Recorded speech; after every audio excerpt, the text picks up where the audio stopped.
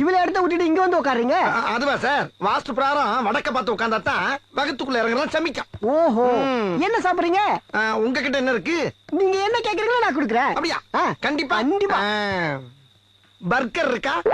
வல்கரா? Vulgar இல்லையா, burger burger. அதெல்லாம் இல்லைங்க. இல்ல. பிஸா இல்லைங்க. இல்ல. சிக்காங்கொக்கா கொக்காவா? இல்ல, சைனீஸ் புட்டியா அது? ஓஹோ. இருக்கா? இல்லைங்க. இல்ல. டக்கிலோ இல்லைங்க. இல்ல. இல்ல. ஸ்பிரிங் ரோல் இல்லைங்க. இல்ல. கபாப் கபாப்பா?